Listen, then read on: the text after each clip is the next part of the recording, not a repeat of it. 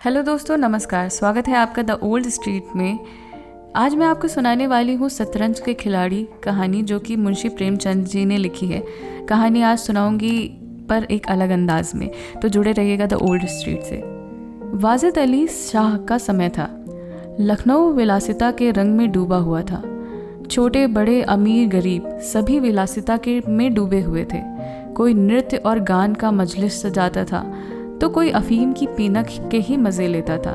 जीवन के प्रत्येक विभाग में आमोद प्रमोद का प्रध्यान था। शासन विभाग में, साहित्य क्षेत्र में, सामाजिक व्यवस्था में, कला कौशल में, उद्योग धंधों में, आहार विहार में सर्वत्र विलासिता व्याप्त हो रही थी। कर्मचारी विषय वासना में, कविगण प्रेम और विरह के वर्णन में, कारीगर कला बूट और चिकन बनाने में, व्यवसायी सुरमे इत्र मिश्री और उपटन के रोजगार में लिप्त था। सभी की आंखों में विलासिता का मत छाया हुआ था। संसार में क्या हो रहा है इसकी किसी को खबर नहीं थी। बटेर लड़ रहे थे, तीतरों की लड़ाई के लिए पाली बांधी जा रही थी, कहीं चौसर बिछी हुई थी, पौ बारह का शोर मचा हुआ था, कहीं शतरंज का घोर संग्राम छिड़ा हुआ था। राजा से लेकर रंग तक सभी इसी धुन में मस्त थे। यहाँ तक कि फकीरों को पैसे मिलते थे तो वो रोटियां न लेकर अफीम खाते या मदिरा पीते। शतरंज, ताश, गांजा खेलने में बुद्धि तीव्र होती है, विचार शक्ति का विकास होता है, पेचीदा मसलों को सुलझाने की आदत पड़ती है। यह दलील जोर के साथ पेश की जाती थी। इस संप्रदाय के लोगों से दुनिया अब खाली नहीं है। इसीलिए अगर मिर्ज़ा सज्जाद अली और मीर रोशन अली अपना अधिकांश समय बुद्धि तीव्र करने में व्यतीत करते थे तो ये किसी विचारशील पुरुष के लिए कोई आपत्ति की बात नहीं हो सकती थी। दोनों के पास मौसीरियत जागीरें थी, जीविका की कोई चिंता नहीं थी। घर बैठे चौखट्टियाँ करते, आखिर और करते ही क्या। प्रातःकाल दोनों मित्र नाश्ता करके बिसात बिछाकर बैठ जाते।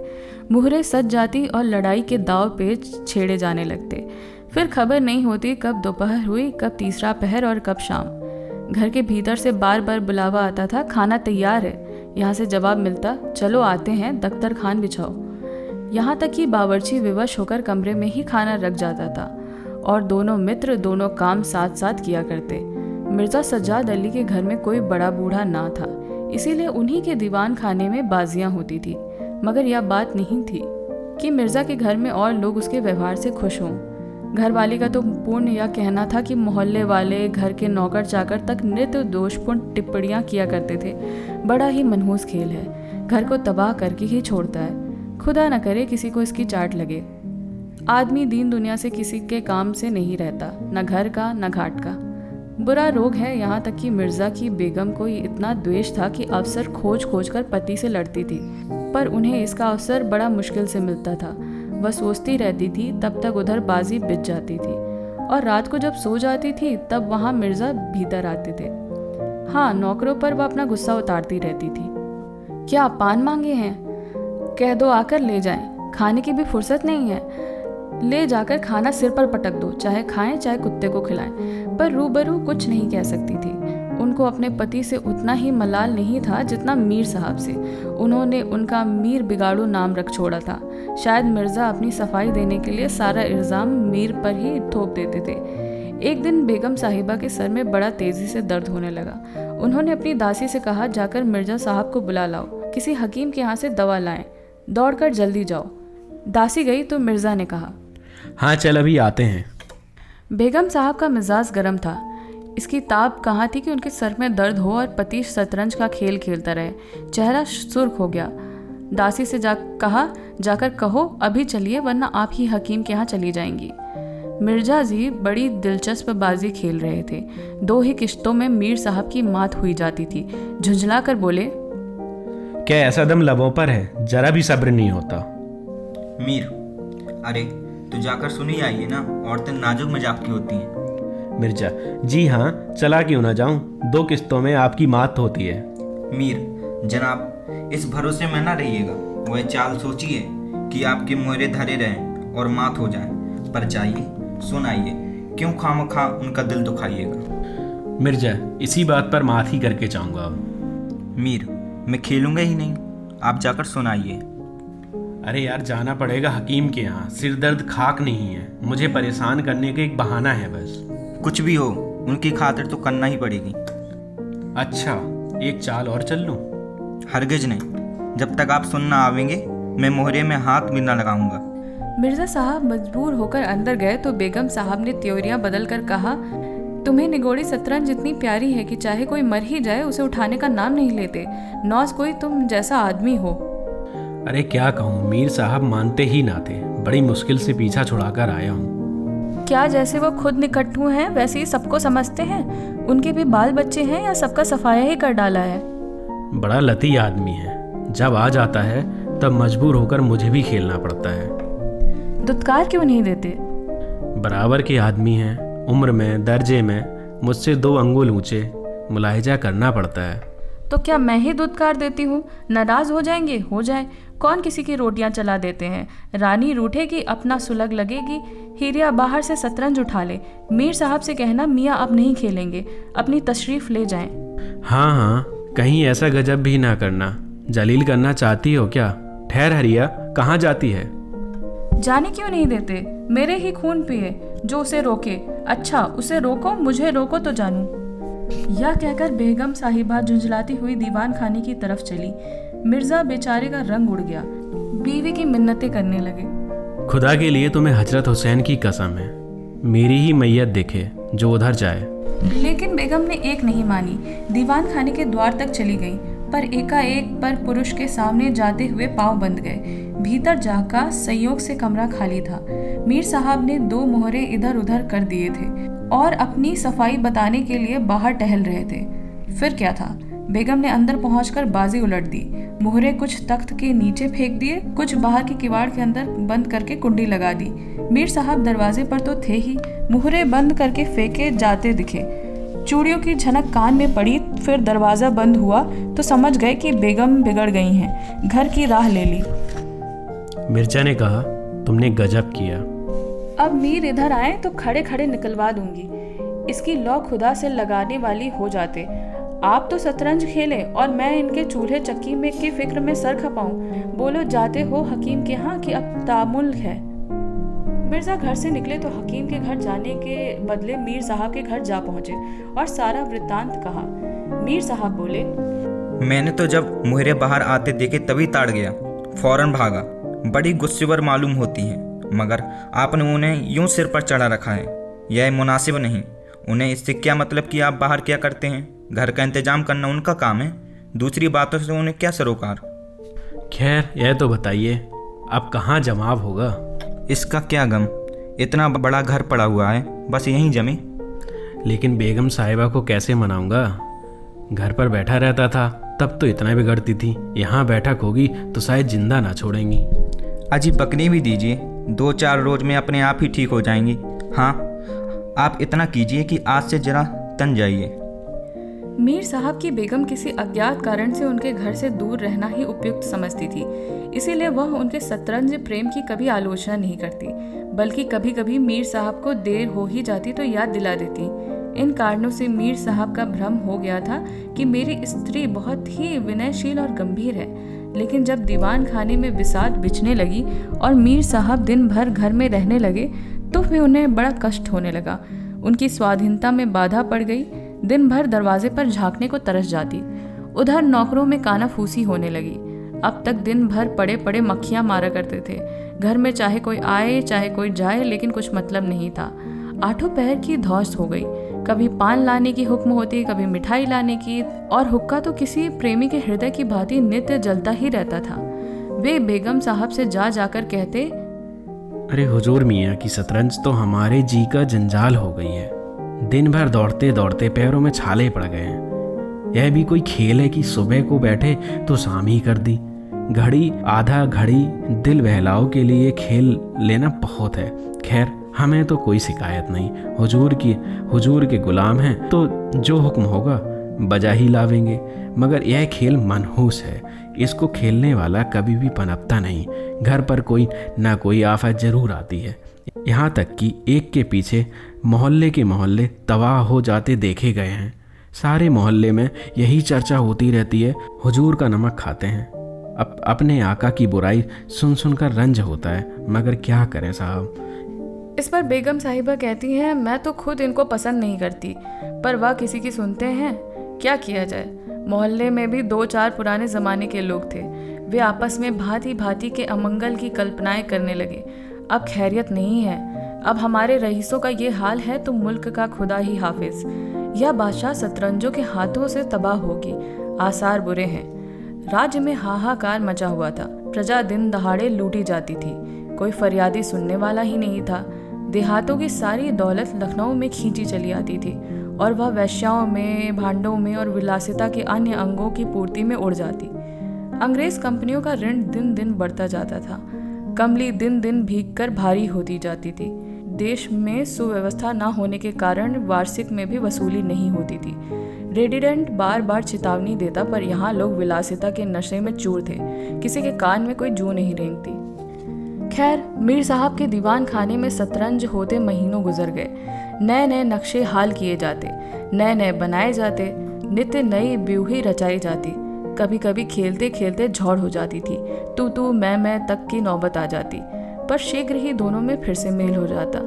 कभी ऐसी भी बात होती कि बाजी उठा दी जाती। मिर्जा जी रूठकर अपने घर में जा बैठते, पर रात भर की निद्रा के साथ सारा मनोमलिन शांत हो जाता। प्रातःकाल दोनों मित्र दीवान खाने में आ पहुंचते थे। एक दिन दोनों मित्र बैठे शतरंज की दलदल में गोते खा रहे थे कि इतने में घोड़े पर सवार एक बादशाही फौज का अफसर मीर साहब के नाम पूछता हुआ आ पहुंचा। मीर साहब के होश उड़ गए। यह क्या बला सर आ गई, या तलबी की किस लिए हुए? अब खैरियत नहीं नजर आती। घर के दरवाजे बंद कर लिए। नौकर से बोले, कह दो घर में नहीं है। घर में नहीं है तो कहाँ है? यह तो मैं नहीं जानता, क्या काम है? काम तुझे क्या बतलाऊं? हुजूर से तलबी है, शायद फौज के लिए कुछ सिपाही मांगे गए हैं। जागीरदार है कि दिल्ली की, मोर्चे पर जाना पड़ेगा तो आटे दाल का भाव मालूम हो जाएगा। नौकर, अच्छा तो जाइए, कह दिया जाएगा। कहने की बात नहीं, कल मैं खुद आऊँगा, साथ ले जाने का हुक्म हुआ है। सवार चला गया तो मीर साहब की आत्मा कांप उठी। मिर्जा जी से बोले, कहिए जनाब, अब क्या होगा? अरे बड़ी मुसीबत है मीर साहब, कहीं मेरी तलबी भी ना हो। कमबख्त, कल आने को कह गया है। आफत है और क्या, कहीं मोर्चे पर जाना पड़ा तो बेमौत मरे। बस यही एक तदबीर है कि घर पर मिले ही नहीं। कल से गोमती पर वहीं बीरानी में नक्शा जमे, वहाँ किसे खबर होगी? हजरत आकर लौट जाएंगे। वल्लाह, आपको खूब सूझी, इसके सिवाय और कोई तदबीर ही नहीं है। इधर मीर साहब की बेगम उस सवार से कह रही थी, तुमने खूब धता बनाई। उसे जवाब दिया, ऐसे गाबादियों को तो चुटकी पर नचाता हूँ। इनकी सारी अकल और हिम्मत तो शतरंज ने चल ली, अब भूल कर भी घर न रहेंगे। दूसरे दिन से दोनों मित्र मुंह अंधेरे में घर से निकल खड़े होते। बगल में एक छोटी सी दरी दबाए, डिब्बे में गिलौरियां भरे, गोमती पार करके एक वीरान मस्जिद में चले जाते, जिसे शायद नवाब असावुद्दौला ने बनवाया था। रास्ते में तंबाकू, चिलम और मदरिया ले जाते। मस्जिद में पहुंच दरी बिछा हुक्का भर शतरंज खेलने बैठ जाते। फिर उन्हें दीन दुनिया की फिक्र नहीं रहती। किस्त, शाह आदि दो शब्दों के सिवा मुंह से कोई शब्द नहीं निकलते और कोई वाक्य ही नहीं निकलता था। कोई योगी भी समाधि में इतना एकाग्र नहीं होता। दोपहर को जब भूख मालूम होती तो दोनों मित्र किसी नान बाई की दुकान पर जाकर खाना खा लेते और एक चिलम हुक्का पीकर फिर संग्राम क्षेत्र में डट जाते। कभी कभी तो उन्हें भोजन का भी ख्याल नहीं रहता था। इधर देश की राजनीतिक दशा में भयंकर हलचल मची हुई थी। लोग बाल बच्चों को ले लेकर देहातों में भाग रहे थे, पर हमारे दोनों खिलाड़ियों को इसकी ज़रा भी फिक्र नहीं थी। वे घर से आते तो गलियों में होकर, डर नहीं था कि किसी बादशाह मुलाजिम की निगाह पड़ जाए, नहीं तो बेकार में पकड़े जाएंगे। हजारों रुपए सालाना की जागीर मुफ्त में हजम कर देना चाहते थे। एक दिन दोनों मित्र मस्जिद के खंडहर में बैठे हुए शतरंज खेल रहे थे। मिर्जा की बाजी कुछ कमज़ोर थी। मीर साहब को किश्त पर किश्त दे रहे थे। इतने में कंपनी के सैनिक आते हुए दिखाई दिए। यह गौरव की फौज थी जो लखनऊ पर अधिकार जमाने के लिए आ रही थी। मीर साहब, अंग्रेजी फौज आ रही है, खुदा खैर करे। अरे आने दीजिए मीर साहब, किस्त बचाइए, यह किस्त। मीर, जरा देखना चाहिए, यहीं आड़ में खड़े हो जाएं। अरे देख लीजिएगा मीर साहब, जल्दी क्या है, फिर किस्त। तोप खाना भी है, कोई 5000 आदमी होंगे। कैसे जवान हैं, लाल बंदरों से मोए हैं, सूरत देखकर खौफ मालूम होता है। जनाब, हीले ना कीजिए, ये चकमे भी और किसी को दीजिएगा, यह किस्त बचाइए। आप भी अजीब आदमी हैं, यहाँ तो शहर पर आफत आई हुई है और आपको किस्ती सूझी है। कुछ खबर है कि शहर घिर गया है तो घर कैसे चलेंगे? अरे मीर साहब, जब घर चलने का वक्त आएगा तो देखा जाएगा। यह किस्त बस अब की शहर में मात है। फौज निकल गई। 10 बजे का समय था। फिर बाजी बिज गई। मिर्जा बोले, आज खाने की कैसे ठहरेगी? अजी, आज तो रोजा है। क्या आपको भूख ज़्यादा मालूम होती है? जी नहीं, शहर में ना जाने क्या हो रहा है। शहर में कुछ ना हो रहा होगा। लोग खाना खाकर आराम से सो रहे होंगे। हुजूर, नवाब साहब भी ऐशगाह में होंगे। दोनों सज्जन फिर जो खेल खेलने बैठे तो 3 बज गए। अब की मिर्जा की बाजी कमजोर थी। 4 का बजर बज रहा था कि फौज की वापसी की आहट मिली। नवाब वालिद अदीद साहब पकड़े गए थे और सेना उन्हें किसी अज्ञात स्थान पर ले जा रही थी। शहर में ना कोई हलचल थी, ना मारकाट। एक बूंद भी खून नहीं गिरा था। आज तक किसी स्वाधीन देश के राजा की पराजय इतनी शांति से इस तरह बिना खून बहाए नहीं हुई थी। यह अहिंसा नहीं थी जिस पर देवगढ़ प्रसन्न होते। यह कायरपन था जिस पर बड़े से बड़े कायर आंसू बहाते। अवध के विशाल देश के नवाब बंदी बना चला जाता था और लखनऊ ऐश की नींद में मस्त था। यह राजनीतिक अधपतन की चरम सीमा थी। इस पर मिर्जा ने कहा, हुजूर, नवाब साहब को जालिमों ने कैद कर लिया है। मीर होगा, यह लीजिए सह। अरे मीर साहब, जनाब जरा ठहरिए। इस वक्त इधर तबीयत नहीं लगती। बेचारे नवाब साहब इस वक्त खून के आंसू रो रहे होंगे। मीर, रोया ही चाहें, यह ऐश वहाँ कहाँ नसीब होगा। यह किस्त किसी के दिन बराबर नहीं जाते। कितनी दर्दनाक हालत है। हाँ, सो तो है। यह लो फिर किस्त। बस अब की किस्त में मात है, बच नहीं सकते। खुदा की कसम, आप बड़े ही बेदर्द हैं। इतना बड़ा हादसा देखकर भी आपको दुख नहीं होता। हाय गरीब वाजिद अली साहब। पहले अपने बादशाह को तो बचाइए, फिर नवाब का मातम कीजिएगा। यह किस्त और मात, लाना हाथ। बादशाह को लिए हुए सेना सामने से निकल आई। उनको जाते ही मिर्जा ने फिर बाजी बिछा ली। हार की चोट बुरी लगी थी। मीर ने कहा, आइए नवाब के मातम में मरसिया कह डालें। लेकिन मिर्जा की राजभक्ति अपनी हार के साथ लुप्त हो चुकी थी। वह हार का बदला चुकाने के लिए अधीर हो गए थे। शाम हो आई। खंडहर में चमगादड़ों ने चीखना शुरू किया। अबाबिलें आ आकर अपने घोंसलों में चिपटी, पर दोनों खिलाड़ी डटे हुए थे, मानो दोनों खून के प्यासे सुरमा आपस में लड़ रहे हों। मिर्जा जी 3 बाजियां लगाकर हार चुके थे, पर चौथी बाजी का रंग भी अच्छा ना था। बार बार जीतने का दृढ़ निश्चय कर भी संभल कर खेलते थे, लेकिन एक न एक चाल ऐसी बेढब आ पड़ती जिससे बाजी खराब हो जाती। हर बार हार के साथ प्रतिकार की भावना और उग्र हो जाती थी। उधर मीर साहब मारे उमंग के गजले गाते, चुटकियां लेते, मानो कोई गुप्त धन पा गए हो। मिर्जा सुन सुनकर झंझलाते और हार की झेप मिटाने के लिए उनकी दाद देते। जो जो बाजी कमजोर पड़ती गई, धैर्य हाथ से निकलता जाता था। यहाँ तक कि बात बात पर झुंझलाने लगे, जनाब आप चाल ना बदला कीजिए, या क्या चाल चले और फिर उसे बदल दिया जाए। जो कुछ चलाना है एक बार चल दीजिए, या आप मुहरों पर क्यों नहीं हाथ रख देते, मुहरे छोड़ दीजिए। जब तक आपको चाल न सूझे मुहरे छूइए नहीं। आप एक एक चाल आधा आधा घंटे में चलते हैं, इनकी सनद नहीं। जिसे एक चाल चलने में 5 मिनट से ज़्यादा लगे उसकी माँ समझ जाए, फिर अपनी चाल चलिए, चुपके से मुहरे वहीं रख दीजिए। मीर साहब की फर्जी पीटता था। बोले, मैंने चाल चली ही कब थी? अरे मीर साहब, आप चाल चल चुके हैं। मोहरा वहीं रख दीजिए, उसी घर में। उसमें क्यों रखूं? हाथ से मोहरा छोड़ा कब था? मोहरा आप कयामत तक ना छोड़ें तो क्या चाल ही ना होगी। फर्जी पिटते देखा तो धांधली करने लगे आप। धांधली आप करते हैं। हार जीत तकदीर से होती है, धांधली करने से कोई नहीं जीतता। तो इस बाजी में तो आपकी मात हो गई। मुझे क्यों मात होने लगी? तो आप मोहरा उसी घर में रख दीजिए जहाँ पहले रखा था। वहाँ क्यों रखूं? नहीं रखता। क्यों नहीं रखिएगा? आपको रखना होगा। टकरार बढ़ने लगी। दोनों अपनी अपनी टेक पर अड़े थे। न यह दबता था न वह। अप्रासंगिक बातें होने लगी। मिर्जा बोले, किसी ने खानदान में शतरंज खेली होती तब तो इसके कायदे जानते। वे हमेशा घास छीला करते थे। आप शतरंज क्या खेलिएगा? रियासत और ही चीज़ है। जागीर मिल जाने से कोई रईस नहीं हो जाता मीर साहब। क्या?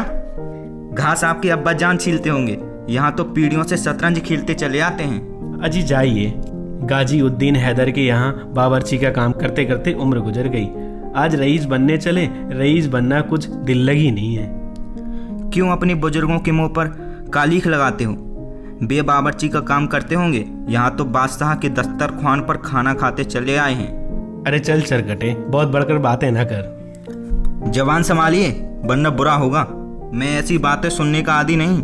यहाँ तो किसी ने आंखें दिखाई कि उसकी आंखें निकालने का हौसला है। अजी मीर साहब, आप मेरा हौसला देखना चाहते हैं तो फिर आइए, आज दो हाथ हो ही जाए। इधर आ, उधर। तो यहाँ तुमसे दमने वाला कौन है? दोनों दोस्तों ने कमर से तलवारें निकाल ली। नवाबी जमाना था, सभी तलवारें पेशकब्ज, कटार वगैरह बांधते थे।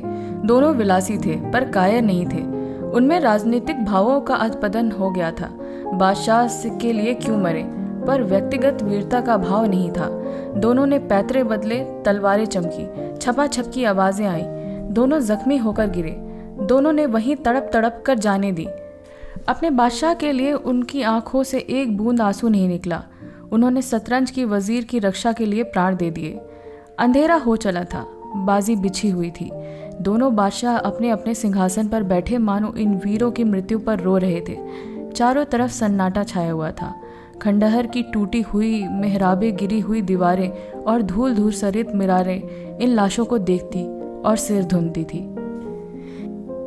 इसी के साथ ये कहानी यहीं पे समाप्त होती है। मिलते हैं आपसे अगली कहानी में बहुत ही जल्द। द ओल्ड स्ट्रीट से जुड़े रहने के लिए चैनल को सब्सक्राइब करें, वीडियो को लाइक करें और नीचे कमेंट करके ज़रूर बताएं कि आपको कहानी कैसी लग रही है।